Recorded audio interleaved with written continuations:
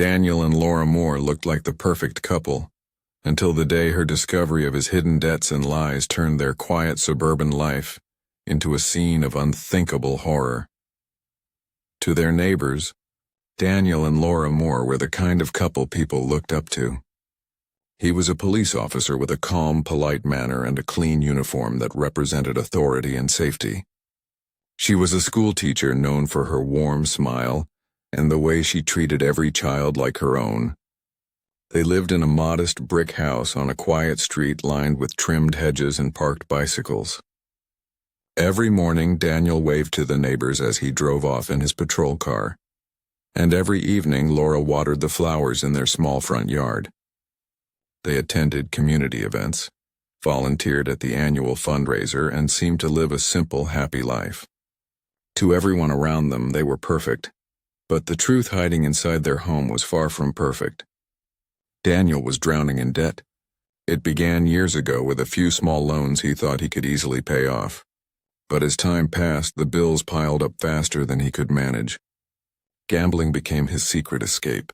A few bets on football games, then bigger ones on online platforms, until he was thousands of dollars in the red. He told himself each new risk would be the one to fix everything. Instead, it only pulled him deeper. His salary couldn't cover the losses, and he started using credit cards, hiding statements, and lying to Laura about their savings. At first, Daniel managed to keep up appearances.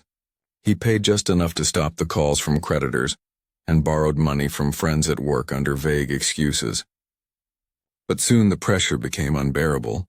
He couldn't stand the silence of his own home because it reminded him of the truth. Laura believed they were saving for a new car and maybe a family trip. Daniel knew they could barely pay their mortgage. Every time she mentioned the future, his stomach twisted. He smiled and nodded, but behind that smile was fear. Desperation made him reckless. Through his work, Daniel had access to people most others didn't, those who operated in the gray areas of the law. A small favor here, a little silence there, and suddenly extra cash appeared in his pocket. It started small, like ignoring a parking ticket or turning away from minor illegal trades. Then it grew. He began taking envelopes from people he should have arrested. Each time he justified it to himself as temporary, telling his conscience that it was just until he could get back on his feet. But the lies he told others soon became lies he told himself. Laura sensed something was wrong long before she found proof. Daniel had become distant, distracted, and quick to anger. He worked late shifts even when she knew he wasn't scheduled for them.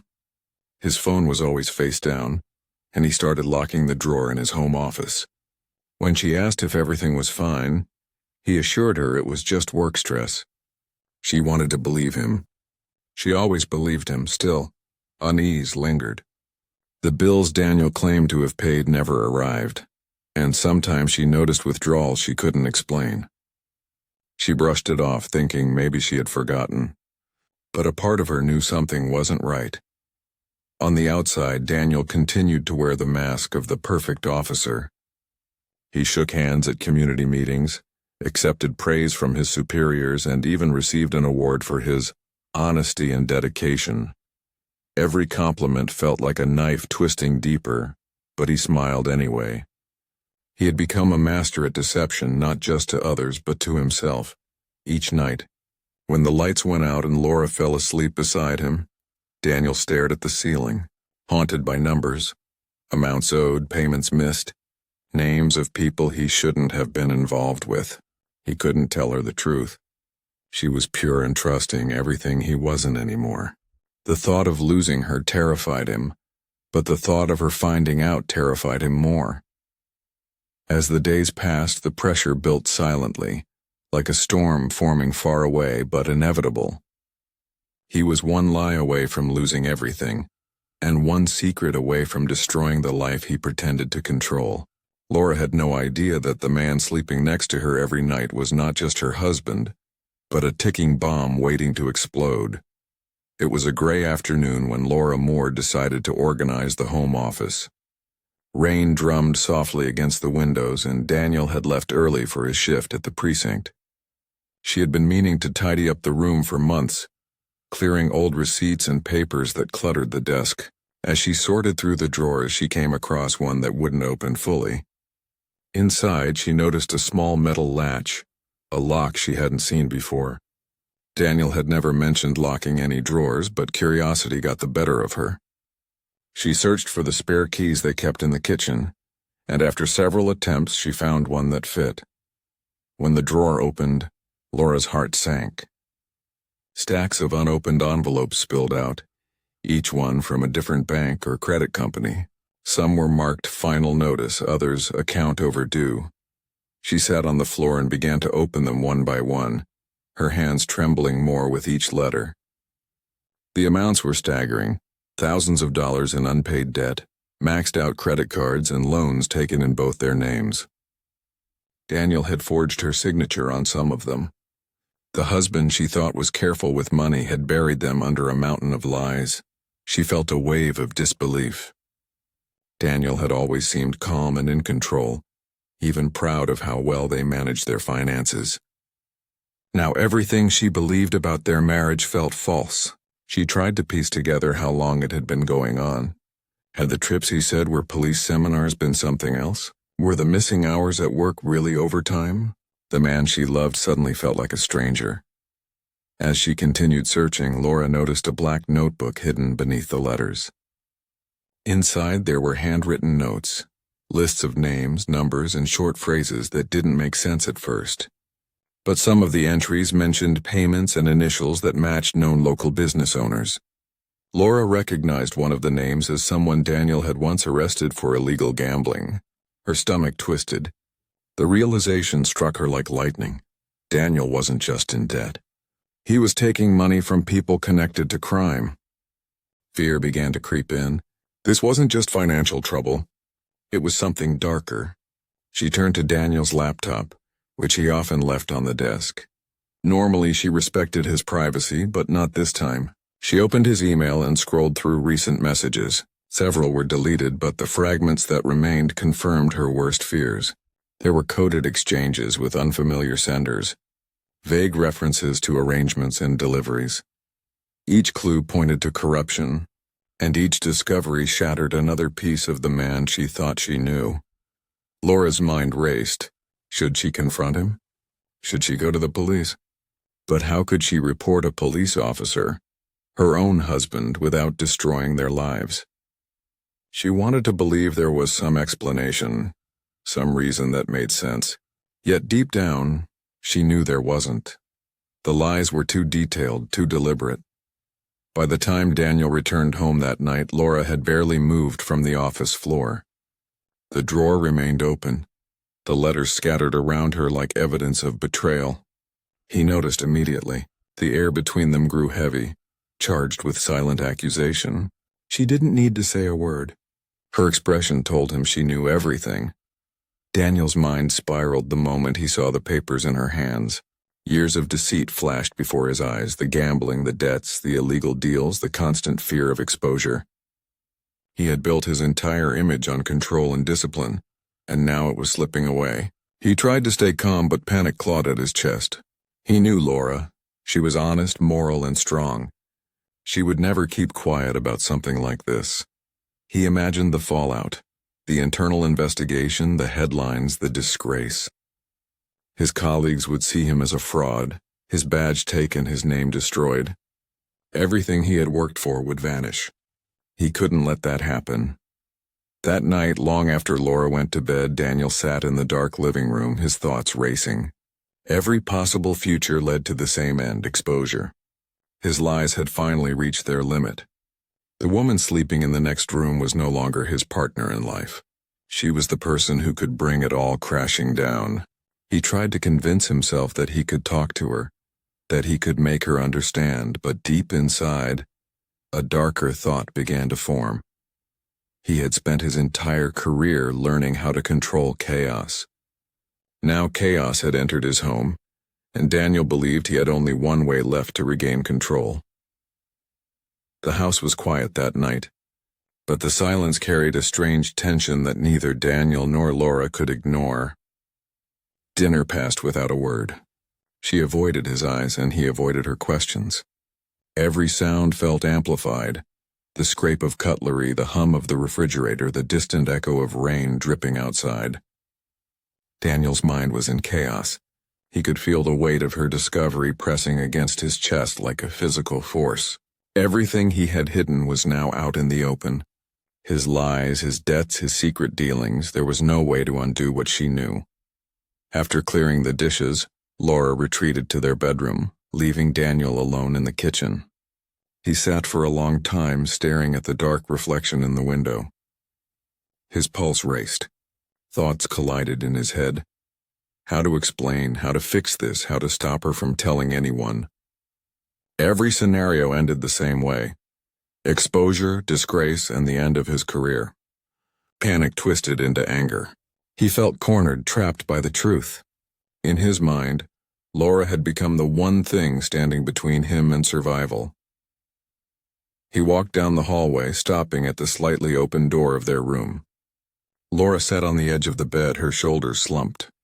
The open drawer from the office haunted him like a shadow. Its contents were proof of everything he'd done. She didn't look at him when he entered. The silence said more than any words could. Daniel took a step closer, then another. Inside, his thoughts grew darker, faster until they drowned out reason. What happened next unfolded in moments but felt endless. Driven by fear and fury, Daniel reached for the gun he carried every day as a symbol of duty and control. It had always been part of him, an extension of his authority. Now it was something else entirely. In one irreversible act, he turned the weapon meant to protect into the instrument that destroyed everything he had left. When the sound echoed through the house, it was followed by stillness.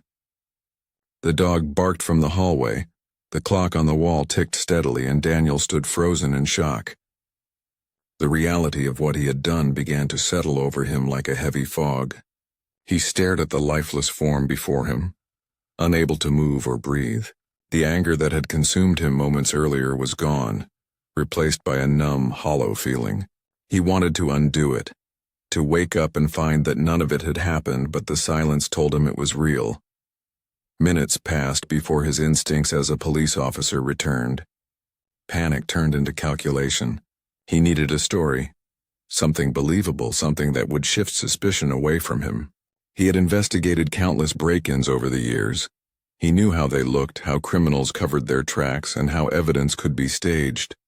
Now, he used that knowledge against his own wife. Daniel shattered the back window with a heavy vase, scattering shards across the carpet to make it appear as though someone had entered through force. He overturned a chair, pulled a drawer out in the living room, and scattered a few pieces of jewelry on the floor. From his wallet, he removed a few bills to make it seem like theft. It was methodical, cold, and deliberate the way he had once handled cases at work. Only this time he was both the investigator and the criminal. When he finally looked at the clock again, hours had passed. He rehearsed his story silently, imagining the questions he would face and the sympathy he would receive. He told himself that he had no choice, that she had left him no other way out. He even managed to shed tears, practicing the grief that would come easily enough when the time arrived. At dawn, Daniel called 911, his voice shaking with a mixture of real and performed emotion. He told the operator that he had returned home from a late shift to find his wife unresponsive, the house in disarray, and signs of a break-in. Within minutes, sirens filled the street. Neighbors emerged in confusion, watching as flashing lights painted their quiet neighborhood in red and blue. When his colleagues arrived, Daniel was the picture of devastation. He answered every question carefully, repeating his story with just the right amount of distress. They comforted him, believing he was another victim of tragedy. But behind the mask of grief, his mind was racing. He thought he had outsmarted them all. He thought the secret would die with her. As detectives examined the scene and collected evidence, Daniel stood outside under the pale morning sky, the air heavy with the scent of rain and blood. He believed the worst was over. What he didn't know was that the truth he had tried so hard to bury had already begun to rise to the surface. waiting for the first mistake that would expose everything. The investigation began the same morning, and from the start it seemed to follow the path Daniel had carefully set. The responding officers took note of the broken window, the scattered jewelry, and the signs of a supposed struggle. To them, it looked like a burglary that had gone terribly wrong. Daniel was treated as a grieving husband, not a suspect. His colleagues offered condolences, speaking softly as they carried evidence bags out of the house.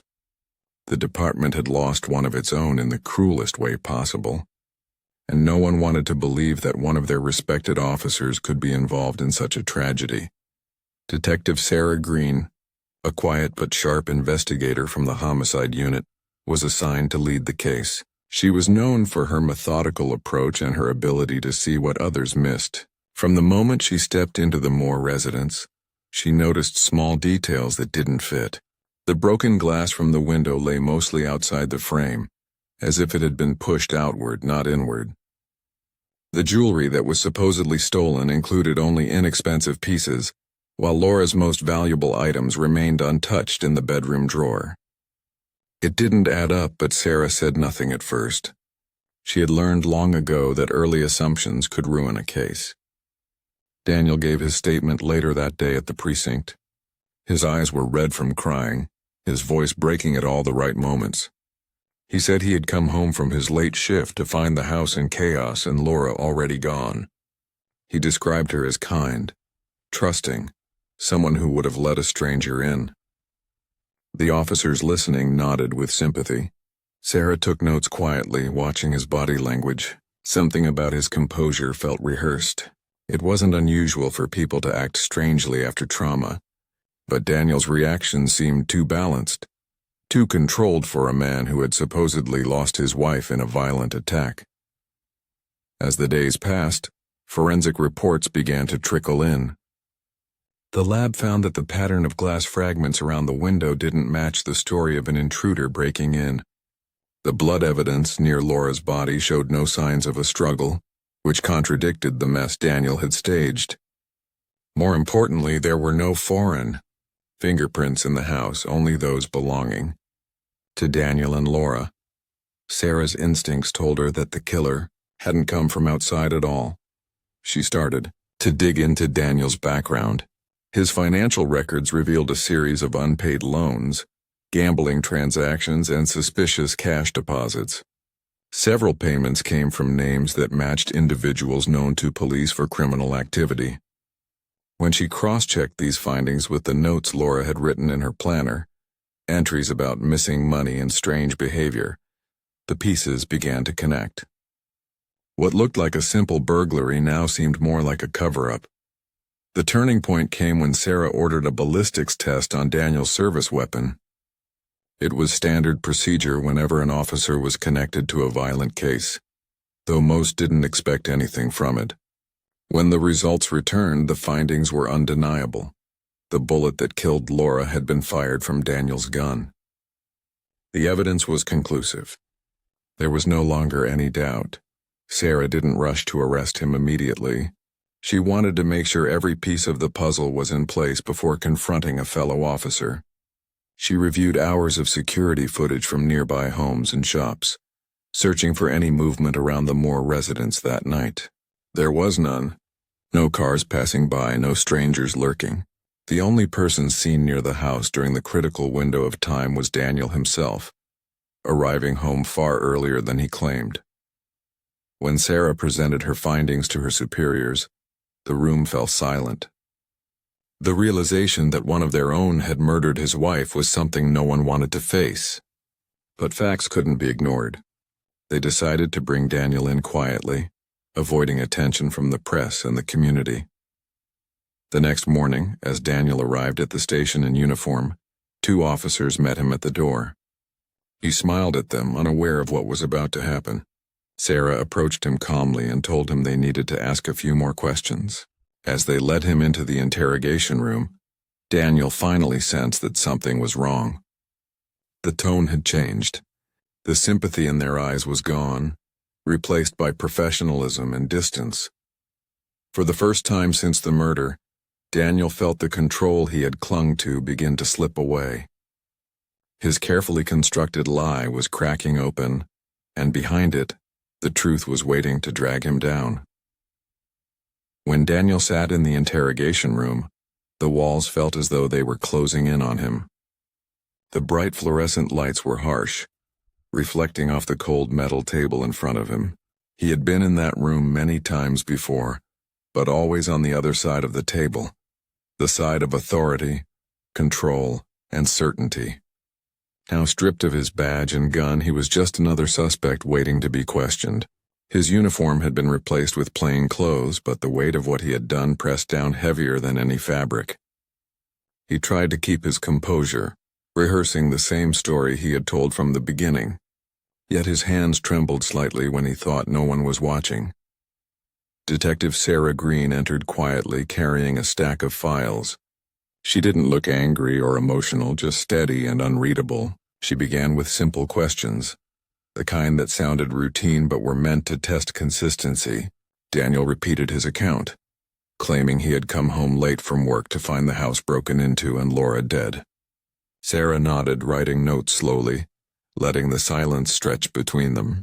Then one by one she started revealing the inconsistencies.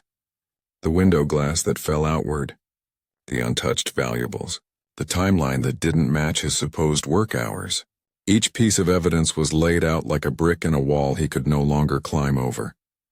Daniel tried to deny the claims, but when Sarah presented the ballistic report showing that the bullet came from his service weapon, the color drained from his face.